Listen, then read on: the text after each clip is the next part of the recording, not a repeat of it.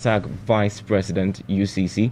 Rashidatu Saafu is the SRC Vice President UCC, and so those are two student female leaders in the University of Cape Coast, and then Dr. Dorothy Techiakwa, who is a research fellow with CEGRAD UCC. Good morning, ladies.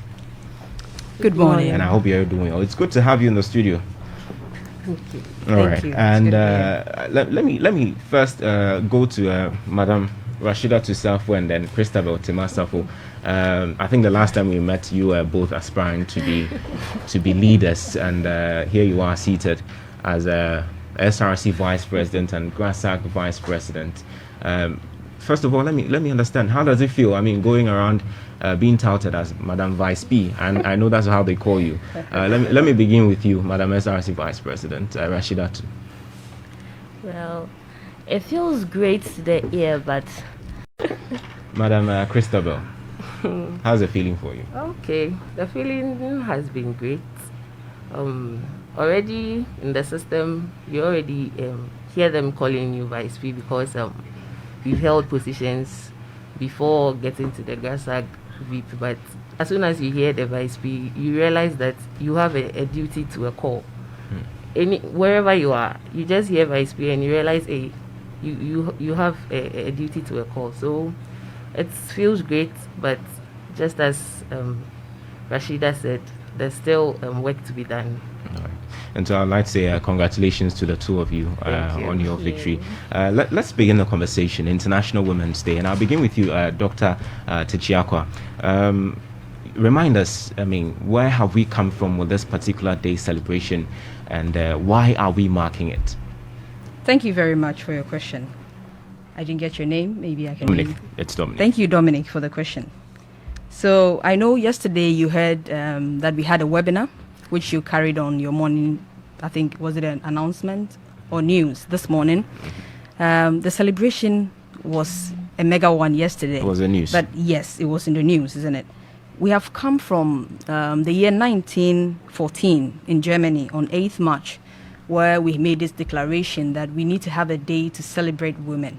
And then, apart from celebrating women, we try to air their peculiar challenges and the things that set them back from achieving what they are supposed to achieve.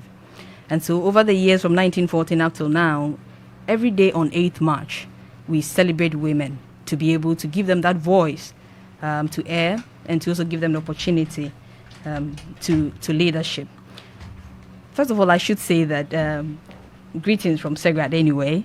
And then I know now all the university audience, or almost all of us, should know about CEGRAD, which is an abbreviation which stands for the Center for Gender Research, Advocacy and Documentation. And we were set up around August 2013. And the following year, which was 8th March 2014, we started celebrating women. And basically, we do that as part of our core mandates, which encompass training, giving support to people who are survivors of sexual violence and other discriminatory issues. And also, we give the opportunity to engage curriculum development and revising. Okay, so now you will know that we have the sexual harassment policy and all that. But on this particular day, we try to bring these young women leaders whom we are mentoring and having interactions with over the years to let people know exactly what their motivations are, what they are doing to promote leadership in our lives as people, and what the challenges are and how the public can support them to be able to achieve their goals. So this year, you said the theme already, but we have the short one which says choose to challenge. So we are challenging all the stereotypes. We are challenging all the barriers and hurdles that set women back. And so we bring women leaders here for you to know that women are achieving something, but we need to also support them more to achieve. So basically, we are celebrating women's achievement, we are raising awareness about women's equality and equity, and we are also lobbying or working for accelerated gender parity, and also basically to raise funds or other resources to support female leadership. So it is our contribution to this mandate that you see us here this morning.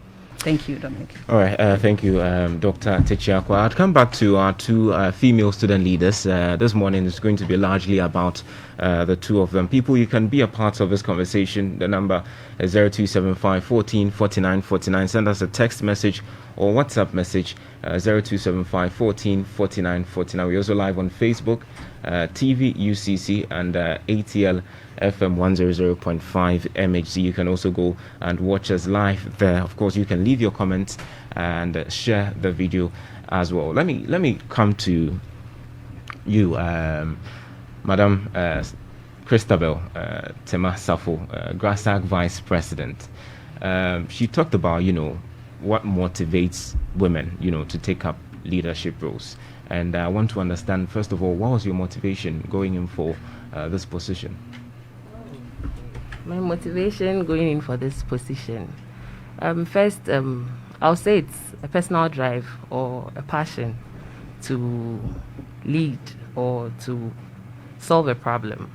Because wherever we find ourselves in the society, we realize that we encounter some challenges or problems, and if you have the idea that you think, if given this position or given the opportunity to be in the lead, maybe you can contribute a quota to the solving of that situation or problem. So I'll say that's a personal drive or a passion to lead first that motivated me before the urge to also give solutions or bring my quota of contribution to every challenge or situation that I've seen in the society.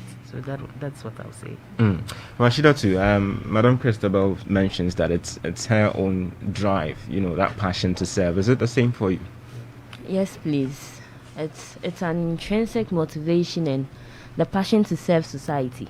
That was the main driving force behind me being in leadership all through the years in UCC. And so going in for this position as SRC Vice President, Rashidatu, what would you say was the biggest challenge, especially during the campaign period? Well, we have challenges, but one of the challenge, no, I wouldn't say the biggest challenge. There are so many challenges that I can't classify them, but one has to do with the fact that a gentleman goes for campaign and people are ready to listen to what he has for the student front. But then a lady goes for campaign and questions are around your beauty. Hey, you have a nice smile. You have a big butt. Give me a hug. If you don't hug me, I'm not voting for you. And we feel it's not fair. We as ladies also have things that we do to help. And as we can see, in these recent years, we know that female-headed countries are doing very well in the management of COVID. And I feel a woman being in power or in leadership should not be centered around her physique, but also her intellect and what she has to offer. So that was one of the biggest challenges during the campaign period. Yes. Christabel, you also asked to hug people. Okay, you experienced that a lot. I can't remember aspiring for a position in ATL. It used to be a norm. When we came to level 100, that's what we were seeing. That's Atlantic Hall. Yes. You just have to vibe with the guys. You vibe with the people that want to follow you. And so it's a hug, it's a high five, it's an hello from a distance, and we move. But if I'm to talk about challenge that I faced, well, at the GRASAG level, we didn't face much of the hugging and the physique, but it was a straight question to you. Why didn't you go for presidency? Why vice? Why are ladies always going in for the vice presidency? Why not hit the jackpot and just go for the presidency? So I always tell them that though we are pushing our women to also gain great leadership positions, we know that they also climb a ladder. Just as our men climb, our ladies are also climbing. So if I'm vice today, probably I'll be the president of Ghana tomorrow. So that's one big challenge that I face. Like, why don't you hit the jackpot? Why don't you? And at a point, you realize that it affects you personally. You feel like, why second? Why not go for first? As they perceive. But I think it's good. I have followed, student politics on our campus for some time, and like you mentioned, people would ask you, why not president? per my observation, it looks as if some positions have been the reserve of, a certain gender. If you want to go for SRC president or GRASAC president in this university, I think it's a bit tough as a lady if you're going in. Same way, if you're a gentleman and you want to go in for a secretarial, position, it's a bit tough for you as well. Would you say that was possibly the reason why you opted not to go for the presidency? No, about it being tough, that's not it. Because whatever be the case, you would have challenges. You would have to face them. And even not going for it, you still face those challenges. So it's not about it being tough, but it's about the decision to be there for now. The decision to vice and help the team achieve something for now. As time goes on, if we have the opportunity to serve on other portfolios in anywhere that we find ourselves, sure, we will do it. Rashidatu, would you say ladies on UCC campus have become quite comfortable being running mate to, gentlemen going into especially presidential positions? No, I wouldn't agree to that. There are a lot of ladies out there who have this intrinsic motivation to go in for the presidency, but the environment we find ourselves is not allowing. So I wouldn't agree to the fact that ladies are comfortable with being vice president, but then I would say that we ladies already in the vice presidential position or other positions tasked to be for ladies are really doing our best. And I know very soon in UCC, with all the achievement ladies have made in the positions they find themselves, it will be very easy for a lady to finally come out and be accepted by men to lead as president and not necessarily vice president. So I feel it's a process, and very soon that status quo to me would end. Because we are still choosing to challenge, and then we are there to help pave the way for an equal future. Okay, let me come back to you, Christabel. Let's understand what your roles and responsibilities are currently as GRASAC Vice President, and how challenging is it, especially being a female? Okay, generally, I'm supposed to take care of the welfare of the association with the Women's Commissioner and also with my executives. I'm supposed to help settle disputes when they come my way, and also just supposed to play my role as a team leader and the executive council and make sure that the various achievements and policies that we campaigned about are all achieved and our people's interests are best served. So that's what I'll say. And for you, Madam Rashidatu? Well, I would say some of the challenges for now. At the hall level, it was more like the male leaders dominating female. For instance, when I was the hall vice president, we had just 3 ladies in the administration out of about 16 executives. You were hall vice president for which hall? Kwame Nkrumah Hall. Okay. And we were just 3 ladies out of 16 executives. But then now in the SRC, at least there's a good point because it's now 5-5. The gender balance is now 5, and I feel it's better, and we are getting there, and we are also doing very well. Because instances where the men supersedes the ladies, it's more like it's their voices that are heard. Even when you go to the decision table, their voices and what they want supersedes that of the lady. But I feel there's been an improvement from where I stand. And duties, the apart from Adichie Hall and Casford, all other halls have made it seem like the vice president is centered to ladies, the mother of ladies. But I feel that shouldn't be the case. The vice president serves as a president when the president isn't around and really helps in the administration of the president and supersedes all committees. So I feel that mindset people have about vice presidency is wrong. And I know there are men out there who are really into the fight for female leadership, and they are helping. Because I find most of my mentors to be men and all. So though these challenges are there, I think we are getting there from where I stand. As in from the hall having 3 ladies out of 16, and then to the SRC having a gender balance of 5-5. I think we'll get there. Christabel, I saw you nodding when she mentioned that a lot of our students see vice presidents as a mother for the women. Is that something you're sharing? Oh yes, I do. As vice president in Atlantic Hall, it was a primary role. Even before some ladies would have a personal issue even with health. Before, okay, actually we had my infirmary guy, person was a male. So you realize that our ladies, when they have their personal issues, can't go directly to him. So it has to go through me before I might call him for him to take care of that. So I agree, because yes, generally you play the role of a mother. I'm hungry, I'm there. you have to give him or her. I need this. You have to help, and that's the motherly roles that our mothers play in our lives. So it starts from here. All right, Christabel, you also mentioned in your earlier submission that as part of your responsibility, you oversee the welfare of students. Vice President Grasag, I think that's a very strategic position. But let me ask if there's been any opportunities, to seek or for the welfare of females, especially where you find yourself, or, to advance the cause of gender parity as a whole. Okay, as in taking care of just ladies or in general? Yeah. Okay. GRASAG is structured in a particular way. Our welfare policy is made for all.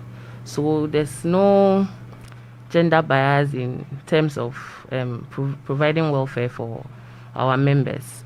But when it comes to our ladies too, we have some special treatment, especially when it comes to some trainings that we want to teach. Though I won't say special treatment, I'll withdraw that statement. It's for all, because when you're having our trainings, we are inviting our men and they are supporting us. They are there. Last year, I quite remember there was a program that was organized, a Cakepreneur program, and I know most of our people, when they see cakes, they know our ladies have to be in charge. But we had our men there to support. And next academic year too, we are planning another training program and exhibition, which is a welfare program, and it's going to benefit both men and women. Rashida, to help us understand how you are using your position as a SRC vice president, to motivate other ladies to also want to take up leadership roles. Thanks for the question. As an SRC vice president, my duties is not skewed towards just ladies affairs, and my president, His Excellency Christopher Datsun, is doing very well to make sure that all projects that we are having as a team or an administration, I'm heading almost some major projects.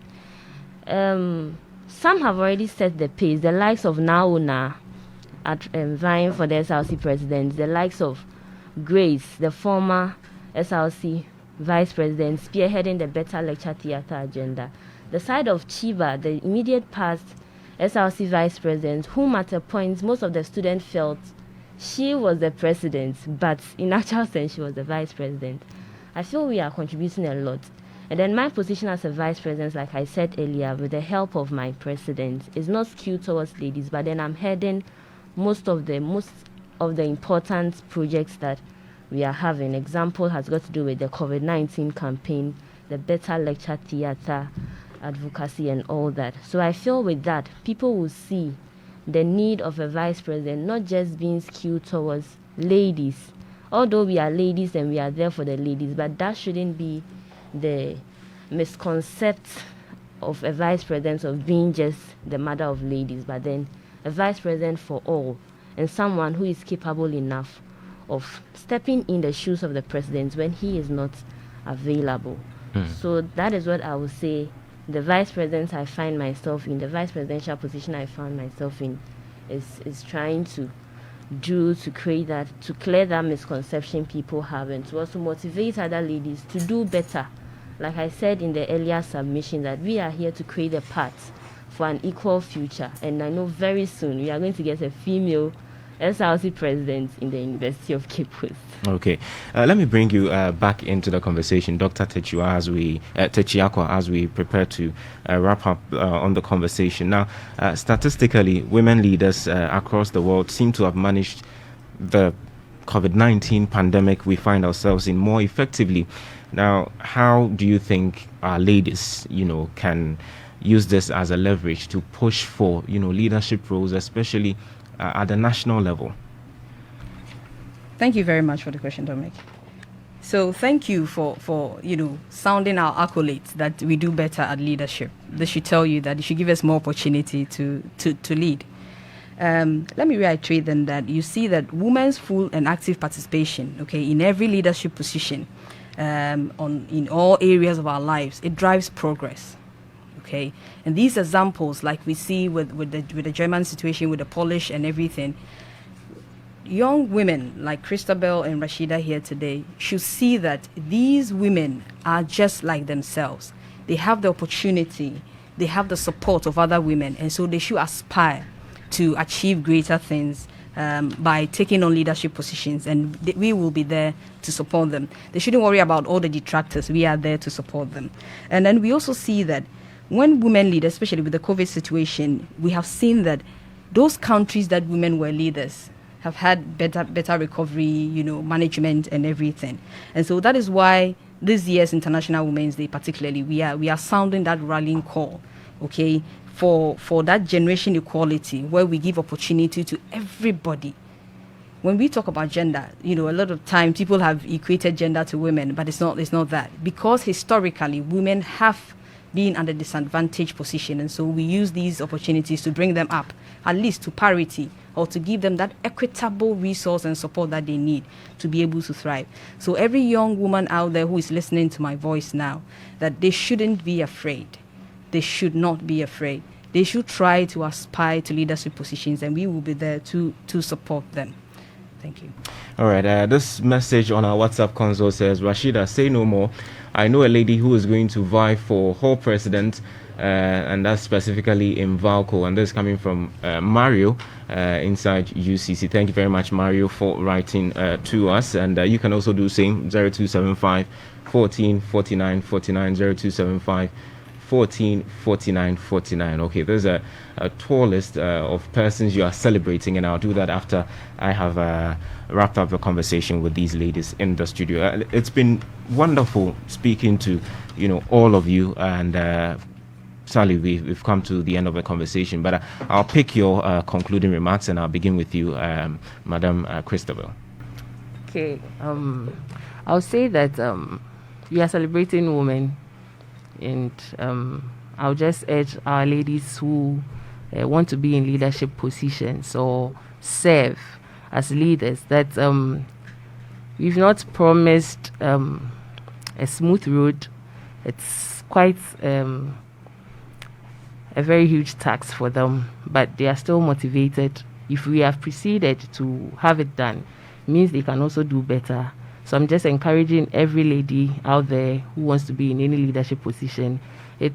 You can just be a leader in your small area, wherever you find yourself. Just make sure that your impact is felt. Thank you. All right, Rashidatu. Okay. I would say that women should not hide behind shelves, not to come up because of challenges we face at the leadership role level. But then I want to encourage them and let them know that there are a lot of men out there who are ready to support the cause of female leadership into very high ranks. As I mentioned earlier, most of my mentors are males. And then people who drew my attention to leadership roles in UCC was actually from male students. We have the likes of Forces Alote Gode, former KNH Hall President Nseidu Akwa, and then my current SRC President, Mr. Christopher Datsen.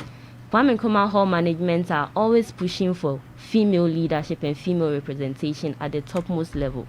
So they shouldn't feel the guys will not allow them, but there are guys out there who are ready to support the women movement. So they just have to find those guys and then get the ladies' support, and then they are there. They shouldn't worry or feel down because of some of the challenges we face naturally as women being in power. So I would encourage everyone to do their best, and then we would all get there. All right, Dr. Techiakwa, let me pick your final words in 1 minute. All right. Thank you very much, Dominic. We thank you for the opportunity that you've given us. But first of all, I'd like to thank the entire CEGRAD team and the university community for their support that they've given us, and even supporting us to achieve one of our main mandates as a center by, liaising with student groups and women groups like the SRC and GRASAG to be able to encourage, train, and motivate them to take leadership position and excel. We also thank the General University campus for supporting our programs, and then also coming out, especially yesterday when we did the webinar and Radio Central talk shows, we had people supporting us, so we are grateful. But one thing I would like to say as a way of conclusion is that the International Women's Day, or even celebrating women, is not for a particular country, age group, or social class, or whatever. All of us, that story of women's struggle for equality belongs to no single person. It belongs to all of us who have interest in human rights. And so let us support to make women achievement possible. Thank you very much. All right. Thank you very much, ladies, for coming. I must say I've been inspired speaking to all of you this morning. All